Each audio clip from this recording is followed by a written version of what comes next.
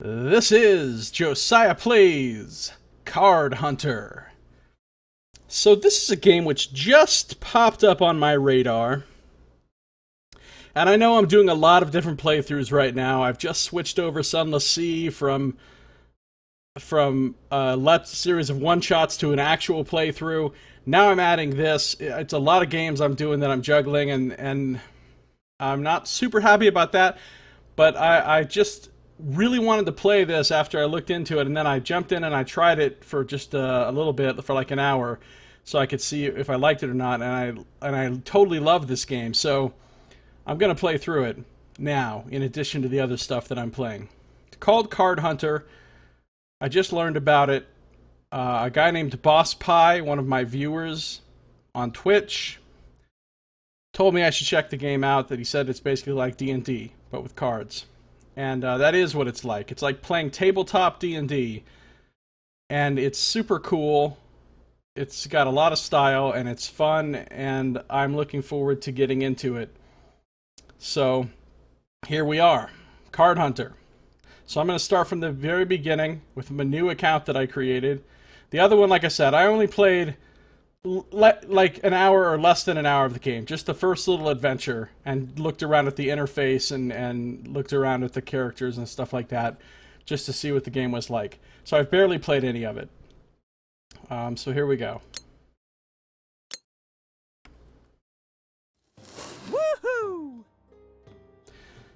Welcome, Josiah Firesnake. Playing Card Hunter together is going to be awesome, and that's our DM.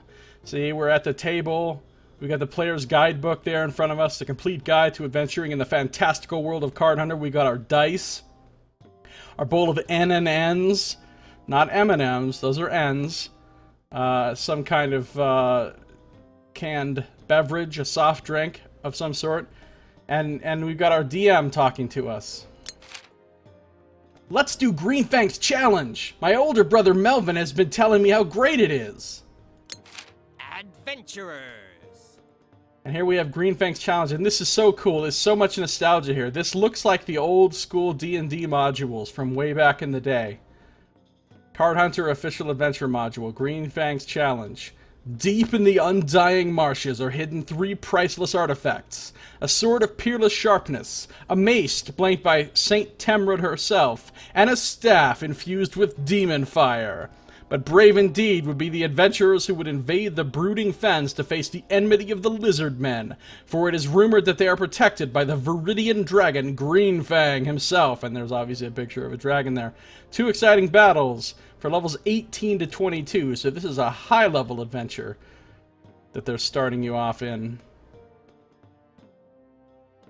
Your party has survived the undying marshes, following the ancient map to the Gold Leaf Blade.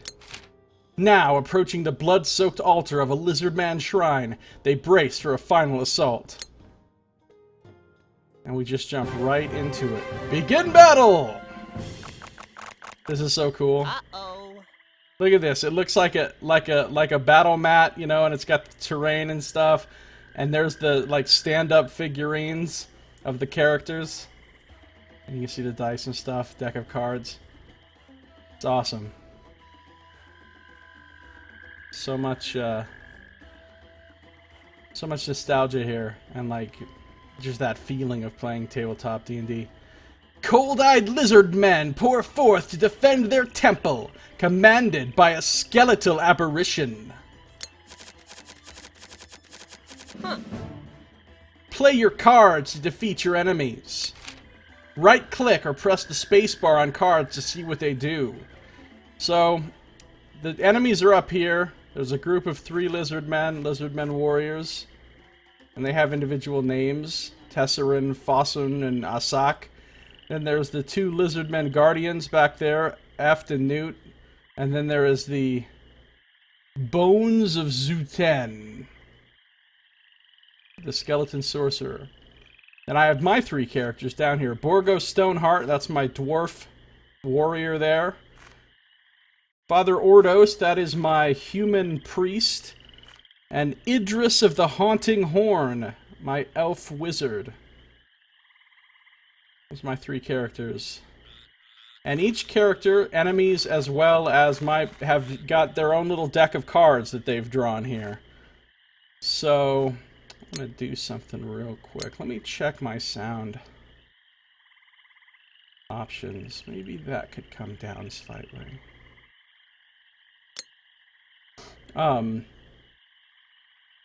Okay, so let's look at our abilities. What's the dwarf got? He's got chop. Melee slashing. Choose up to 2 different targets for this attack.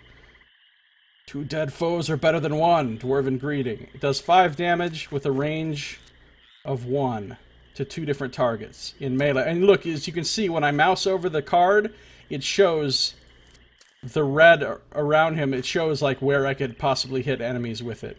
Then I got shield block. Block any. When an enemy plays a card affecting you, cancel that card. If this card blocks a melee attack, draw a card. Armor may lessen the blow, but only a shield stops it from landing. Skarn Elkenford. And then this down here shows that you have to roll a 3 or higher. So when this triggers, when I get attacked, I roll a d6. It automatically rolls it for me. And if I get a 3 or higher, it blocks. If I don't get a 3 or higher, then it doesn't block. I've got my Hardy Mail. Armor 2, keep. It says that when this gets triggered, I keep it in my hand. I don't discard it. Reinforced here and there, here and here. It will last you a lifetime. Well, an average adventurer's life anyway. This also has to be activated, though, on a roll of 3 or higher. Then I've got walk. This is how you move. You don't get an automatic movement like every turn. You have to use this card to move. And once you've used this card to move, you can't move again on that turn, on that round. A journey of 1,000 miles begins with a single step, or 2, and it says I can move 2 squares. And as you can see, again, it shows in blue exactly all the places he could move to. Then I've got Father Ordos. He's got a reaching swing. You can see the red squares showing where he could hit with it, showing that it has a reach of 2. So he could hit somebody 2 squares away. Add 3 to block rolls against this attack, so it's easier to block than normal. But it does 6 damage, which seems like a lot. He's got heal. Heals somebody for 5 with a range of 8, so he could heal somebody really far away. Joliffe the Magnanimous is a powerful deity, is said to be the source of pure healing light, which priests can channel through prayer. And he's got inspiration. Holy magic. Target character draws a card, range of 6. Stand firm, for well you know that hardship and danger are the price of glory. Alexander the Great. And then he's got a movement too, but you'll notice his lets him move 3, his run. Sometimes running is the best option, sometimes it's the only option, whereas his walk only lets him move 2. So the dwarf's basic movement card is slower than the human. Then we've got the elven sorceress, or wizard. What is she called? Wizard. Sorceress Bolt. What sorcery is this? The painful kind. Range of 6 and 4 damage. Good long range on that. We've got Arcing Spark. Choose up to 3 different targets for this attack. Each target must be within 3 squares of another. Hard to block 1. That means if they roll to block it, they take 1 off of their roll. Ouch, ouch, ouch, it says. Does 3 damage to 3 different targets with a range of 8. That thing is kind of a beast. Does they have to be within 3 squares of each other? So those guys are a little too spread out to hit all 3 of them with it. Then she's got a fireball. It's a burst of 2. That means it affects all 2 squares in every direction from the target square. Burning 2, which causes them to take burning damage at the start of the round for a duration of 1.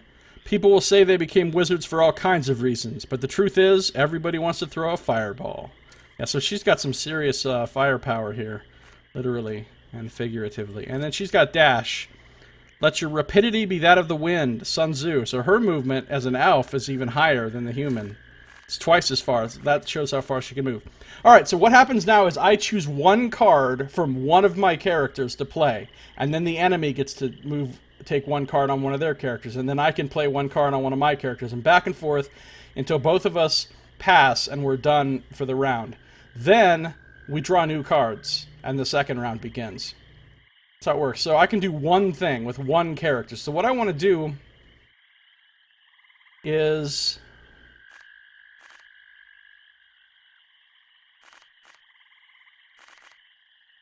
I want to move my tank, my warrior here, up so that he gets in the way of the enemy so they don't come charging in. So I'm going to move him up straight up like this. 210 fires a sorcerer's bolt at Borgo. So that's a spellcaster. Whoa! Blocks in your hand defend you automatically if you roll high enough. So if I roll a 3 or higher, it will block that attack. And I got it. Ah! So it did nothing to me. His Sorcerer's Bolt did nothing. But as you can see, that block card is now no longer in my hand. So I can't do it again this round.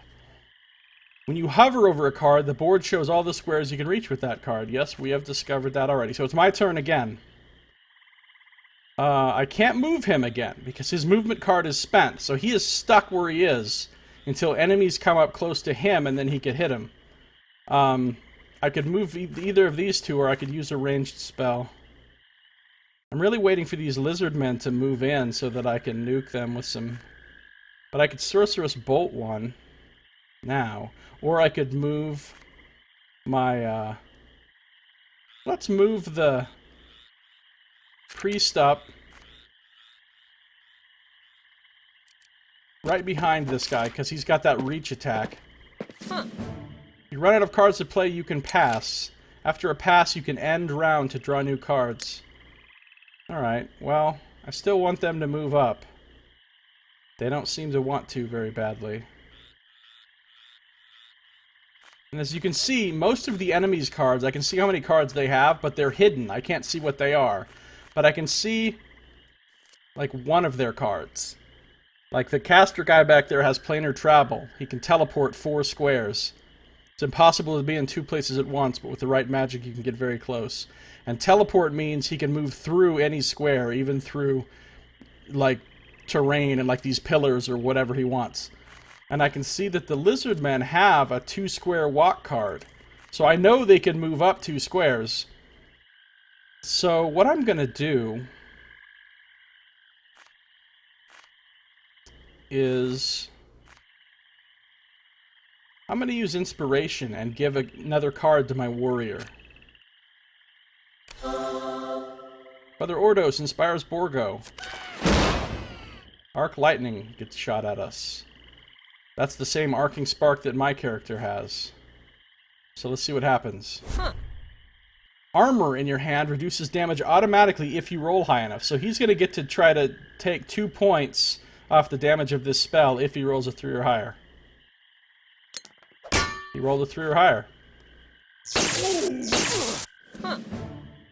So as you see, Borgo with his armor only took 1 point of damage from that, whereas Father Ordos took the full 3 points. Which I can live with. They have a lot of health. To look at a card I played, open the battle log at the top left and click the card's hyperlinked name. So here's the chat. You can see what Gary's saying. Gary's the DM. This is actual chat with other players. We are signed into an actual server right now. There's other players that I could chat with or even group up with. You can even play co-op in this game. So this shows what actually happened, how much damage everybody took, and as you can see, the card names, like, he just did Arc Lightning. I can click on that and it will show me what card he just used and exactly what it did, which seems like it'll be pretty handy. I, on the other hand, this is the card I got from the Inspiration. Obliterating Chop. It uses 2 different targets and it does 10 damage. So basically it's just like a double damage version of his regular chop. So if 2 of these guys move up close to him, they're going to get fucking wrecked, is what's going to happen. It's my turn again. I'm waiting for these guys to fucking move up. Seriously, what are they doing?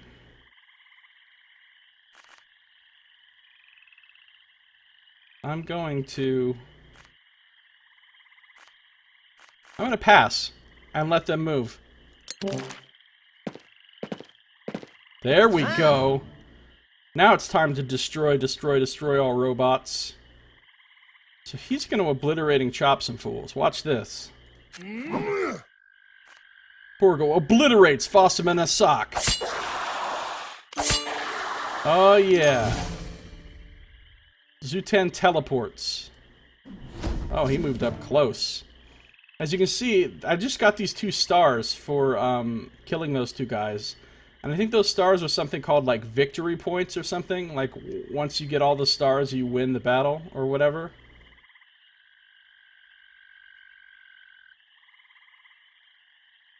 But I'm not sure exactly how that works. I know that Gary has no stars. Alright. So, the warrior, unfortunately, is stuck like Chuck now. He can't move anywhere, he can't do anything this round. He's not going to be able to use that chop because nobody else is in range and he can't move again. He can do his reaching swing against that lizard man right there. So let's do that. Father Ordos telegraphs his swing at Tesserin. Got him for 6. What was that he just did? Oh, he just played another movement card. Guess what? When I said he couldn't attack anybody, I was wrong. He can ace this guy. She's still got all kinds of fun stuff to use, but I'm just saving her. I want to use her stuff after all the enemies have moved to where they're moving so I can hopefully get as many people as possible. So he's going to finish this guy off. Borgo chops Tesserin. 2 Zen. Zuten zaps Borgo. And the armor, yes! And I reduced it by 2, so we only took 2. So he's only taken 3 damage, even though he's been attacked by 3 different spells.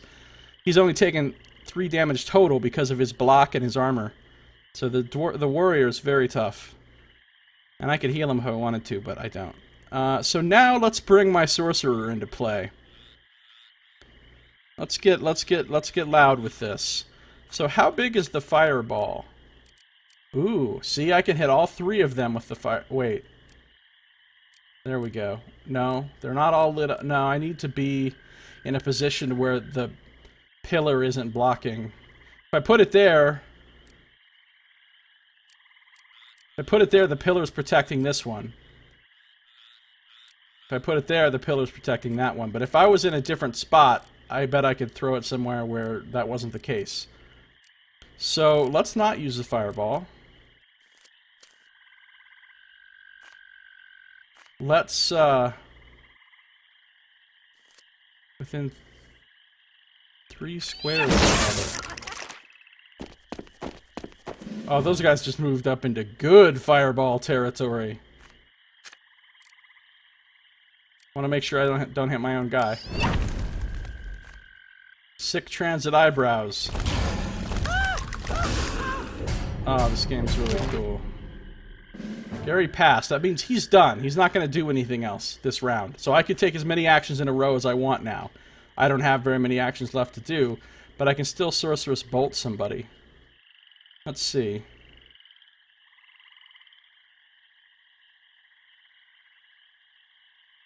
Let's take the caster out first. He was their leader, so you see I got 2 stars for him. And there's 2 stars left to get, which is 1 for each of these guys. Alright, I'm done. I can't do anything else. She could move, but there's really nowhere for her to move. I mean, I guess I'll just move her here. He could heal, but I'm not going to. Any cards that we still have, I'll be kept until the next round. But I'll get to also draw new cards to fill out everybody's deck. So let's end the round. Starting round 2. They take fire damage from the fireball. They move up, and now it's my turn to put some just bloody death upon them. So she's got Teleport Other. It's a push 3, move target character 3, and it's teleport, so I can move them through stuff. And it has a nice range of 8. That's pretty awesome, because it could be used against a foe or against a friendly, or on a friendly. She also got Force Bolt, which does slide back 1. Move target character 1 away from you. Do not change its facing. Also does 1 damage, range of 4. Hope you find this to be as repulsive as I find you. He's still got his heal, his movement. Now he's got Bludgeon. Crushing, 1 range, 4 damage. It's not just your hopes and dreams those ogres are going to crush.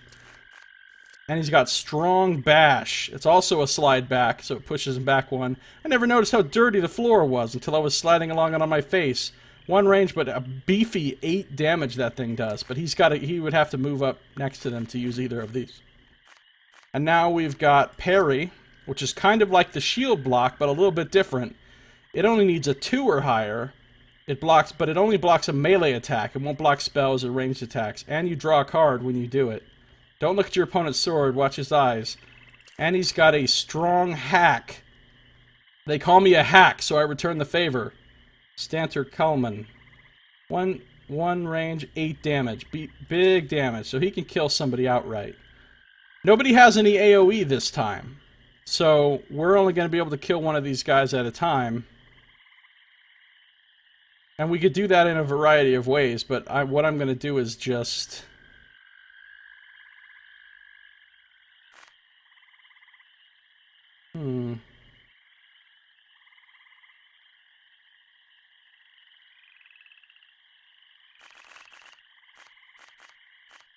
Well, let's just strong hack somebody to death.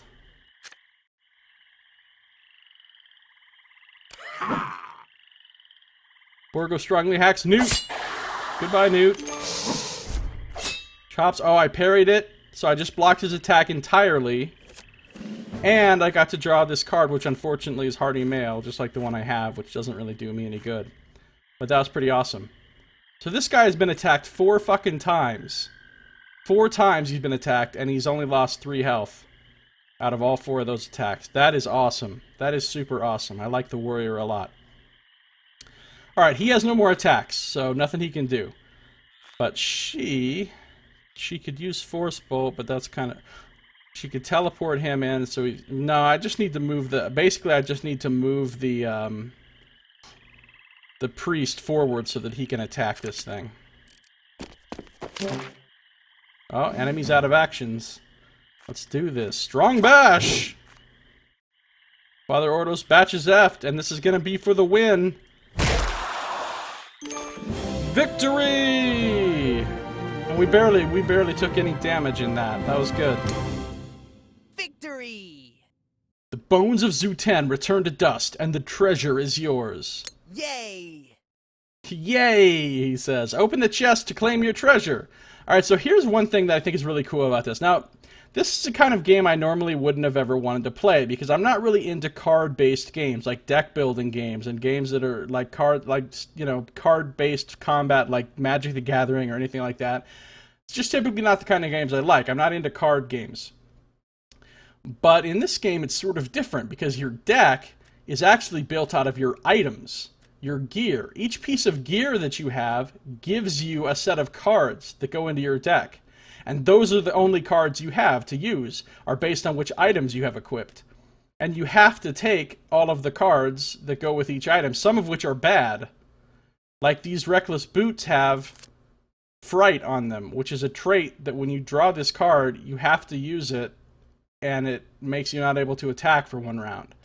Or some of the weapons have, like, shitty attacks on them, like Clumsy Chop and Weak Chop that are crappy, that you normally wouldn't want those in your hand if you were just building your own deck, but you have to take them because they're part of the item. If I want this awesome Obliterating Chop, I have to take the Weak Chop. And now, I mean, you're still randomly going to draw from your deck, so you may or may not get those bad cards. But it's a pretty cool way to do a deck building thing. By equipping different pieces of gear on your different slots, you literally change your set of abilities that you'll have to use in battle, which is pretty neat. So I have the 3 characters. I'm not going to look at every item they're wearing and every card they have right now, because I know that these are not the real characters you're going to be playing with. This is just for the tutorial. But let's see what we got for loot. Legendary! Wow, a legendary drop! Drag and drop the gold leaf blade onto the empty weapon slot on the character to the left. Notice he's got 1 slot open, and he's just using bare knuckles. And we just got this bad boy, gold leaf blade, which has a lot of cool attacks on it. So we're going to drag this over here. And see now, the set of cards he had for the bare knuckles went away, and instead he got this set of cards added to his deck. By equipping the Gold Leaf Blade, Borgo put some great new cards in his deck. Alright. Yeah, he's got some good stuff there. Okay, let's and he still has the cards from his other weapons, his Thornhill sword and his Giant's battle axe. So the warrior gets to equip all kinds of weapons and get lots of stuff. Whereas he's got a maul and a club, so the priest can equip a couple weapons and then a bunch of other stuff. She's got a staff and another staff and then a bunch of other stuff, all giving her different cards. Okay, so let's move forward. Whoa! Oh no! As you lift your prize in celebration, a terrible rumbling shakes the temple. Dun dun dun. The stones themselves seem to cry out in terror as a caustic reek fills the air. Ambush! Green Fang is here! Uh-oh. It's the dragon. Uh-oh. There's a big old dragon right there. I'm a little concerned. Beware Green Fang's acidic breath and use your new cards to avoid his armor cards. Alright, let's see what we've got. It's got Perforating Strike. Penetrating. So when you hit with this, this attack ignores armor unless that armor grants immunity against this attack.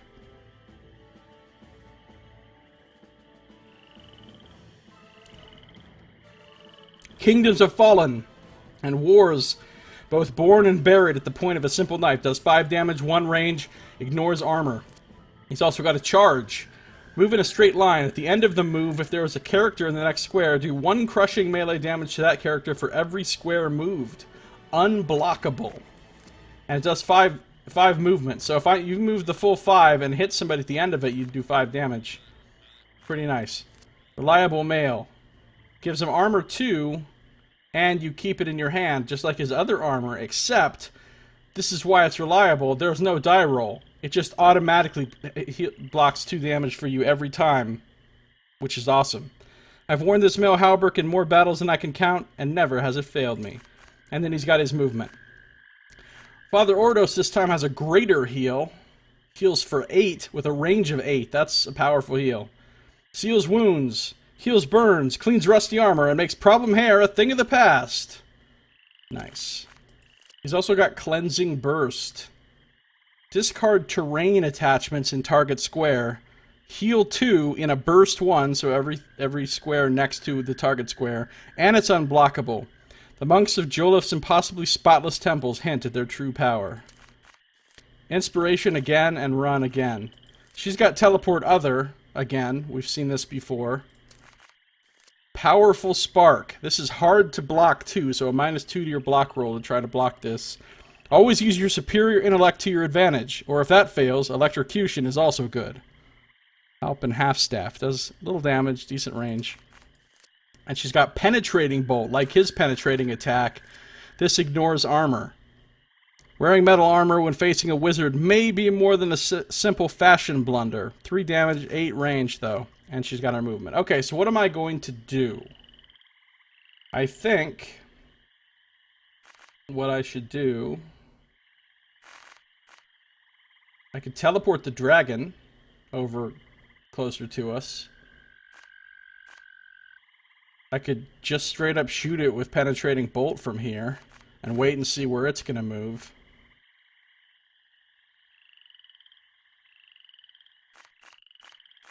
I could just move the fighter forward. Let's just shoot it. Let's Penetrating Bolt some fools. Let's see what happens. Idris fires a Penetrating Bolt at Green Fang. Did 3 damage. Okay, Green Fang takes wing. So its movement card is Fly. You may move through impassable terrain. You are not required to stop when entering any square. Dragon's wings do not always appear to be able to support their weight. Don't be fooled. So it can fly 4 squares. Let's see where it goes. And it moved up on us. Alright, there's the dragon. Now I get another turn. Can he charge? No, he can't charge and hit the next square. If he charges from here, he wouldn't hit the dragon. He could just walk up to the dragon. Or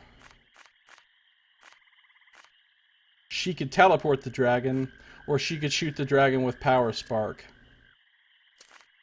Dragon has 30 health, and we've taken 3 of it, so it's going to take a lot of damage to kill that thing. I feel like he should just move up. Maybe. I kind of like the idea of him being able to do his charge, though. Maybe I'll teleport the dragon.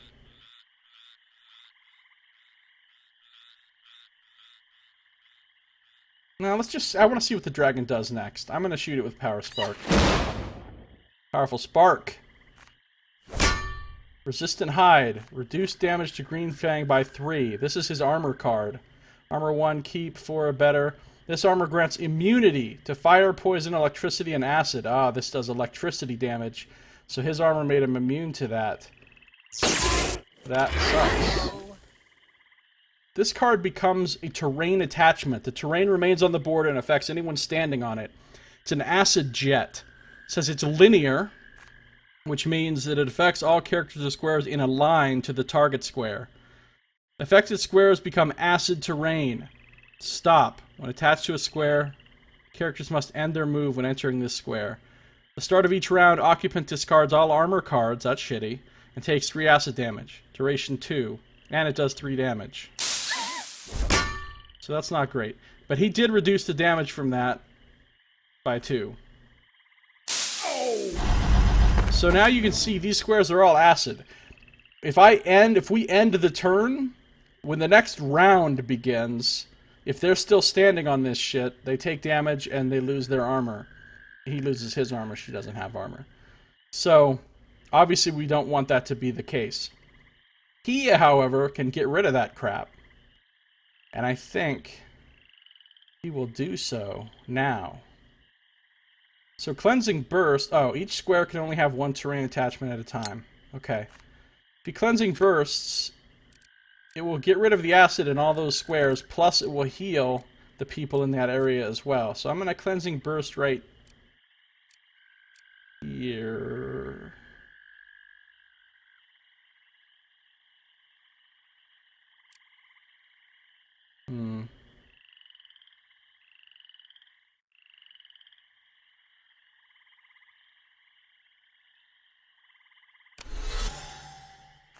Other Ordos cleanses a patch of ground.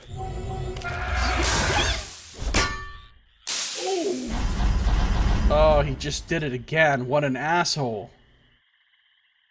So we cleansed it. They got healed. But then he just did it again. Ah, so now she's down even more health. And we're still standing on acid. That is rude, dragon. Very rude. And the dragon still has a grip of cards, too.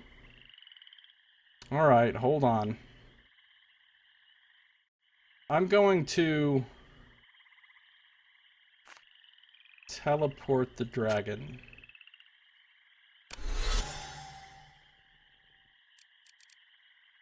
To...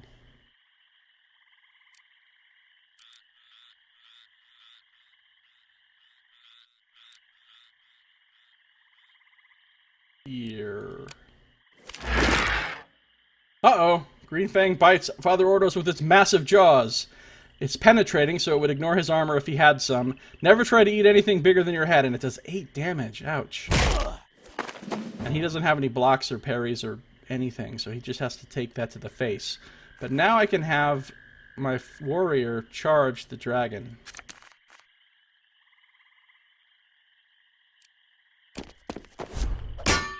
It rolls its armor, so now it takes 1 point of damage. Green Fang rakes Father Ordos with a mighty claw. Dragon Claw. Aye, the teeth are scary, but don't ignore the claws. They're twice as sharp and cleaned half as often. I did a terrible thing here. I never should have teleported the dragon up right next to him. I wasn't really thinking. I was just thinking about... Yeah, I mean, that was bad. Bad tactics. He's going to need to heal himself, but first he's going to need to get the hell away.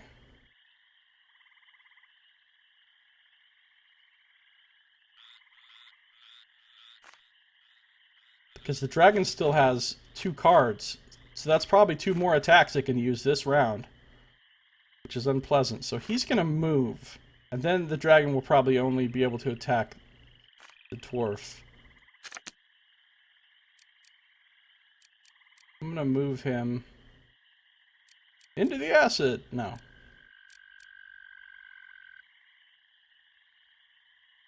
Move him back here. Alright, so he took 5 damage because his armor reduced it by 2. Alright, so now he can attack with Perforating Strike, or he can heal, or give another card to someone. She can move and get the hell away from the acid. Let's start with that.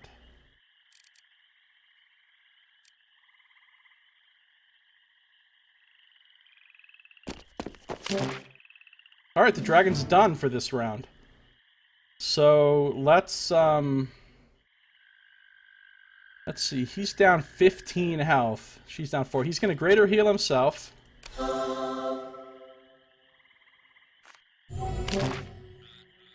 Okay. Then he's gonna Perforating Strike, ignore the armor. Take 5 off the dragon. There's 21 left. He could move somewhere if I so desired. But I really don't. He's in a pretty good spot where he is now. Maybe.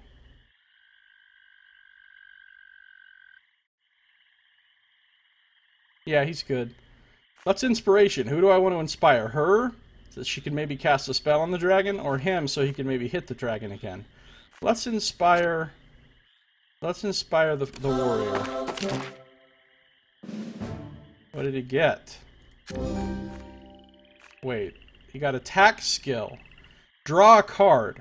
Discard that card unless it is an attack card.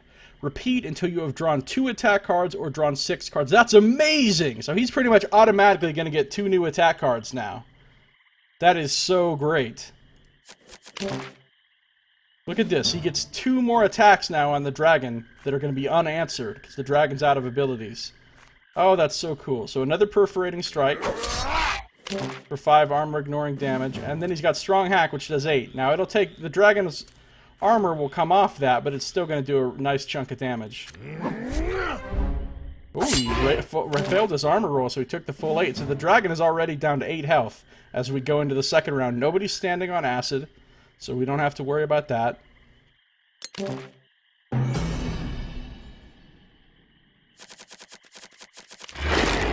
Dragon starts off biting my homie here for 8.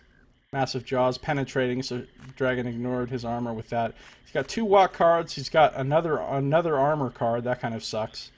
Unless they can both be used, which I'm not sure. And he's got 1 attack to use on the dragon, Chop, which will do 5 damage, but not ignore armor.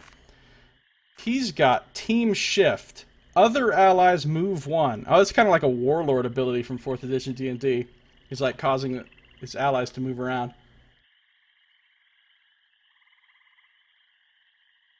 Alright, it says, forward then, we will fight, we will be right behind you. Classic henchman lie. So, he can move 4, and other allies get to move 1. Oh, that's really cool. Alright, he's also got a strong bash, but he's got to be in melee range to use it. She has boiling armor. Oh, that's awesome! Target character discards all armor cards. She can take the dragon's armor away. It has a range of 6. You think it's hot in here now? Let me show you something about hot. Akon the Pyromanius. She's got another Sorceress Bolt. Okay. Now, unfortunately, I thought she could maybe cast around this pillar. She can't, obviously. Because, as you can see, this is all these squares are blocked off. So she would need to move 1. You know, she needs to move before she could cast this on him. Which is unfortunate.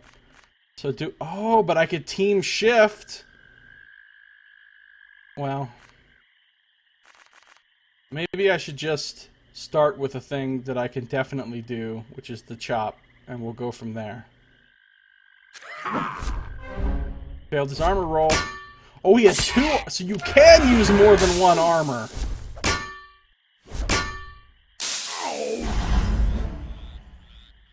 And he just used 2 armors as well. Hold on, let's look at that in the battle log. Father Ordos took 3. Yeah, both of his armors stacked. He reduced damage by 2 with one of them and reduced the damage by 2 with the other one, and he took no damage. Oh, that's awesome! That is super cool. Okay. Let's, he's got no attacks. All he can do right there now is stand there and be a tank. Let's do team shift. Other allies move 1. Father Ordos runs and each of his allies takes a step. So he needs to move somewhere out of the damn acid. In fact, he needs to move up on the dragon so that he can use his strong bash. So he's gonna move here. Then he gets to move 1. So he'll move here. Then she gets to move 1. And she'll move here so that she can cast on the dragon. Oh, damn. That acid jet is horrible. Look at that. I mean, the dragon's almost dead, so I think we're just going to kill it this round and we won't have to worry about it. Even though I could probably just kill it with the strong bash anyway, I'm going to use the boiling armor on it first, just because. It just boils Green Fang's armor. Dragon Claw, Hardy Mail, regular mail. Alright, good. He didn't attack the priest this time. Alright, I can finish him off with the Sorcerer's Bolt or the Strong Bash. Let's give the priest a chance to kill something. And we got all the stars for that. Victory! Dude, we've only been playing this game for like 40 minutes and I already killed a dragon. What's up? I am so good at this. No, that was just the tutorial, so of course it was easy. Victory! With a terrible roar, Green Fang crashes onto the temple floor. The Viridian Dragon's long reign of terror is ended. Woohoo! Ooh, that was great! Oh, who's this angry man? Gary, what are you doing? You kids can't play Green Fang's challenge with my party! Wrong. If you want to play with my card hunter set, you have to start at level 1. Because we were level 20. These are high-level badass characters with a bunch of sweet gear and stuff. Oh. Yes, Melvin. Sorry, Melvin. I guess Melvin's like the older brother or whatever. He's the real DM. This is like the apprentice kid DM. Alright. Well, we win. Here's our characters. Onward. Sorry about that, Josiah Fire Snake. My brother says we have to start again with some new characters. And now. Let's see. Our tale begins in Card Huntria, in the musty, dusty Orc's Head Tavern. This map is cool looking. It looks like a paper map.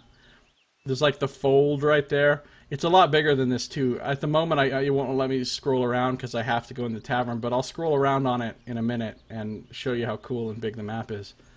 Right now, it's only got one thing on it, a level 1 tavern. Hark. Hark, he says. An old man staggers through the door, blood streaming from his side. Uh-oh. Help! Monsters are attacking the village! Who will save us? Huh. Click a tab to choose a dwarven, human, or elven warrior, then recruit one. So this now I get to recruit my first real character. And it's gotta be a warrior. But I can choose between a dwarf, a human, and an elf. Dwarven warriors are stout and fierce, capable of hanging in a fight for a long time. However, they move more slowly than any other race. At high levels, they get access to cards that improve their durability. So dwarves get basically a movement speed of 2, but they get 16 health. Then there's a human. Human warriors balance speed and toughness. They can get into a fight and sustain it. At higher levels, they get access to cards that let them plan ahead and strategize. Their movement is 3, but they only have 14 health instead of 16. And they get different, like, you get abilities later that give you different cards for your deck that are based on your race. Basically, like dwarf cards, human cards. And then there's an elf. Only has 12 health, but can move 4. Elven warriors are the most mobile of all warriors, but not as tough as other races. At high levels, they get access to cards that give them even more movement options. I'm going to choose an elf warrior. I like the mobility.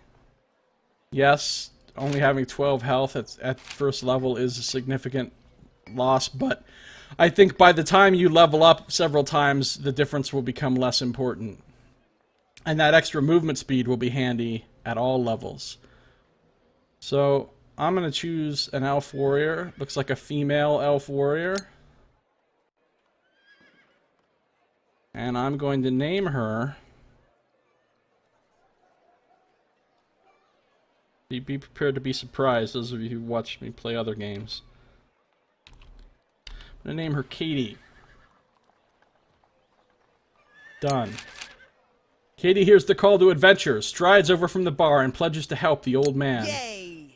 Yay! It's time for your first adventure. Click exit to return to the map. So this is my character. She has nothing but bare knuckles, no weapons, and no boots. And look, all those other slots that the other characters had, she doesn't have. You get all those other slots as you level up. Those characters were level 20, so they had tons of slots for tons of different items. All she gets is boots and 2 weapons, and she doesn't even start with any. So that gives her some really crappy cards. Basic bludgeon, simple strike, weak strikes, and basic crappy movements and stuff like that. Plus her dash, which is her... Well, that's her basic movement card that she gets every single round, just for being an elf. Okay, let's exit. Yeah, I got it, buddy. With his last breath, the old man gasps and points toward the nearby village of Omelette. Now that is a reference to one of the oldest D&D modules, not the oldest, but one of the old original first edition modules. There's a series called the Temple of Elemental Evil, and the first module in that series was called the Village of Hamlet. Spelled just like that, except with an H on the front. And the Village of Hamlet is an old, famous D&D town and D&D adventure and module. So Raid on Omelette is, and that's like a lot of times that's you would start off. That would be your first adventure with a brand new character. It's a Village of Hamlet, and so it's a reference. I like the way this looks down here, this font, and the way it looks like it's like hand drawn. It's really cool. So let's go to Raid on Omelette, a level 1 adventure. Yeah! Once again, see, it looks like the old school modules. Really cool. These raiders should be pretty easy for someone who's already defeated Greenfang. It says, venture forth, Katie, level 1, regular adventure, complete this for experience and bonus loot. Cool picture. This art just is so reminiscent of stuff that you'd see in D&D books, especially old ones. This art too, and the whole style of this thing. It's like an old school adventure booklet. Kobolds are raiding the peaceful village of Omelette, slaughtering the villagers and plundering their meager possessions. Will a brave adventurer step up to send these vicious bandits packing? The peasants will surely reward anyone valiant enough to aid them stopping the raid on Omelette. An exciting battle for one character, level 1. Okay. Huh. I guess starting properly will at least give me a chance to explain a few more of the rules for you. And this is part 1, the streets of Omelette. The village of Omelette's peaceful existence is torn asunder by the din of battle. A kobold raiding party has descended from the hills and set about ruthlessly sacking the small community. Drawing your sword, you rush to repel the invaders. Do I even have a sword? Begin battle. Ah! Hoo-wee! These kobold raiders are in a group that shares a single deck, as we saw last time with the lizard men. So there's 2 raiders, Bong and Bing. Bing and Bong. I love the way these maps look. They just look so, they're just great. You don't understand. The verisimilitude of, like, playing D&D at the table. It's here, it's strong. Okay, what has she got? Here's my new character, Katie the Elf Warrior, 12 health. She's got a dash for 4. She's got another walk for 2. She's got a bludgeon. 4 damage, 1 range. And a weak strike. Melee crushing. Test your enemy's defenses before you commit your main attack. It is the same whether in a duel or a war. Stanter Common. 2 damage, 1 range. So that's a crappy attack. These guys have 6 hit points. So she would need to hit somebody with both of these to kill them. So, I could move, or I could just pass and let them move first and see what they're going to do.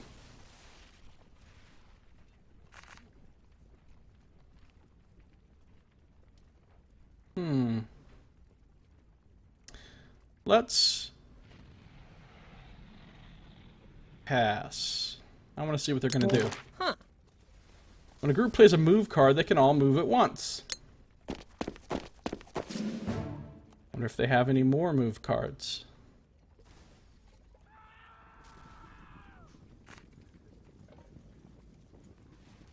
If they don't, I could just dash at one of them now, and they wouldn't be able to, only one of them would get to attack me instead of two.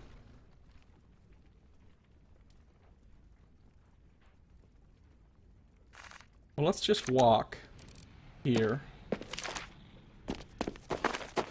Oh, now both of them are going to get... But see, here's where I could get tricksy. Now I can really assume they don't have another move card. So if I move, like, here now, this one might not get to attack me at all. Bing! Weakly strikes Katie for 2 damage. Monsters in a group turn gray after they have attacked and can't act again until the next round. Interesting. See, that other one's not going to get to attack me, I don't think. He's got another card, but it's not a move. So even if... So that's another strike, and he can't strike again. So me moving over here was like a clever tactical move, I think. And I'm about to ace this guy because I get to hit him twice. Once with each of these.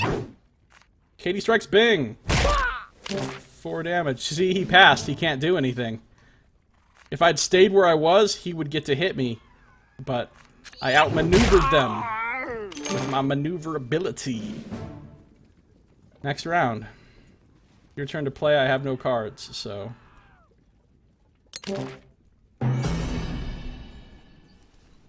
Huh. Start of each round, you always draw 1 bonus move card. That's your base. Because you chose an elf, you get a speedy dash card as your default move. Then you draw 2 more cards from your deck. So he moves over to me. All I have is dash and 2 simple strikes. Sometimes it's the simple things that are the most painful. Well, there's no sense in trying to outmaneuver him this time. I'm just gonna start striking.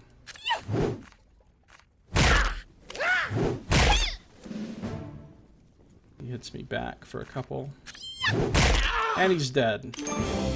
Katie is victorious! Fuck you, 2 kobolds. Aftermath. The village is saved, and the remaining kobold raiders scamper off into the fields.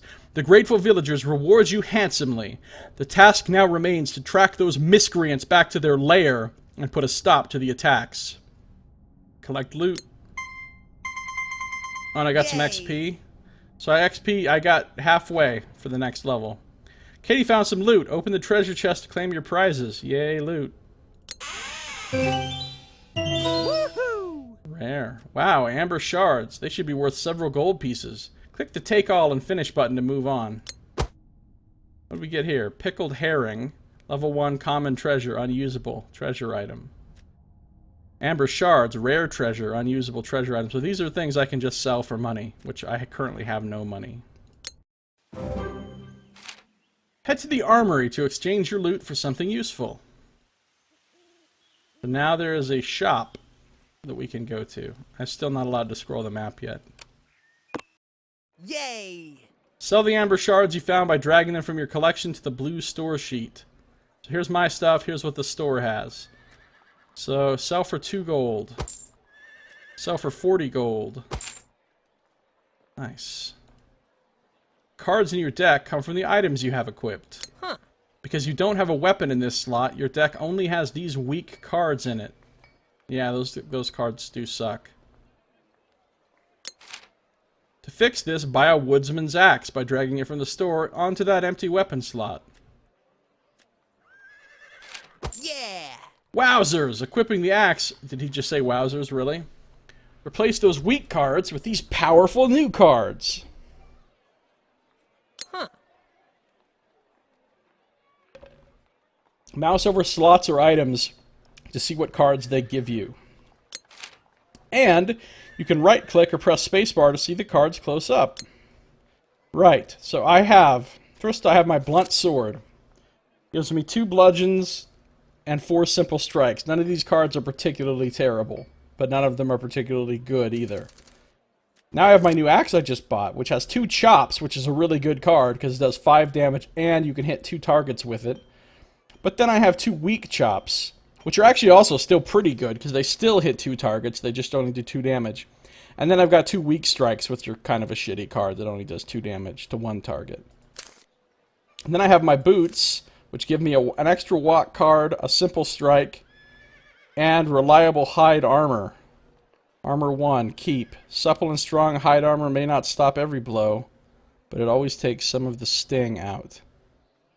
It's not very much armor, but you get it every single time. That'll help. Alright, there's nothing else I can buy at the moment, so I am done here. I have an axe and a sword and some boots. I'm ready to rock. Yay! Okay, it's time to get back on the trail of those kobolds. What? Katie searches the fields for tracks and finds a trail leading into the wilderness. There's the kobold encampment. Let's get started on the next module, the kobold encampment. Alright, we will head to the kobold encampment and enjoy that exciting adventure in our next episode. That is going to do it for this one. Thank you for watching. This has been Josiah Plays Card Hunter.